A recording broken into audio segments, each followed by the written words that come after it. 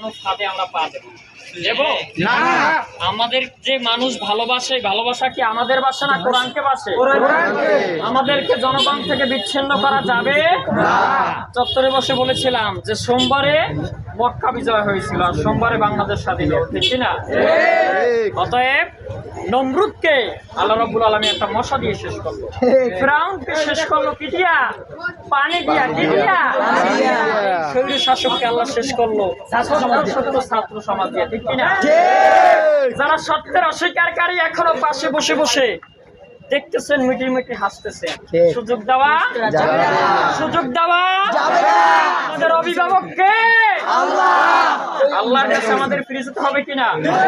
অতএব সবাই যে কথা বলেছে ওই কথাই থাকলো।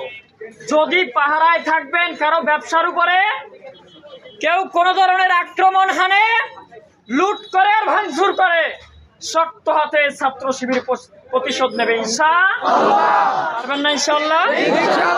সংখ্যালঘুদেরকে অগ্রাধিকার দেবেন। কালকে রাতে সারা রাত্র সারা বাংলাদেশের যত মন্দির আছে পাথরঘাটা সহ ছাত্র শিবিরের ছেলেরা সামনে চেয়ারে বসে সারা রাত পাহারা দিচ্ছে, দেখেছেন না? দেখেছেন মিডিয়ায়? আমরা কারো উপরে কোনো আঘাত হানতে, কিন্তু যদি আপনি কোরআনে আঘাত হানেন আল্লাহ সেটা সহ্য করবে না। যারা আছে এরা সব কিসের পাখি? এদেরকে আপনারা ভালোবাসুন, আল্লাহ আপনাদেরকে ভালোবাসুন। এই 9 নম্বর ওয়ার্ডে কোনো খুন হবে না, কোনো গুম হবে না, কারো উপরে কেউ লাঠি চার্জ করবে না।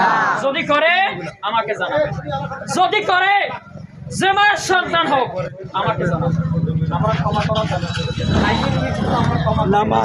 আমরা ঢাকায় কোনো বিরাজ করি ইনশাআল্লাহ। তাহলে কেউ কাউকে পারবেন না ইনশাআল্লাহ। ছাত্র সমাজ এখান থেকে আস্তে আস্তে করে আমরা বিদায় নেব। পথে ঘাটে কারো কোনো পাতানো ফাঁদে আমরা পা দেব না। যদি কেউ আমাদেরকে উস্কানি দিতে চায় সরাসরি রাকিবের নাম্বারে ফোন চলে আসবে ইনশাআল্লাহ। ইনশাআল্লাহ দেখে নেবো ইনশাআল্লাহ। এখানে ন্যায় এবং ইনসাফ প্রতিষ্ঠা হবে ইনশাআল্লাহ। ইনশাআল্লাহ এই বলে কথা শেষ করছি।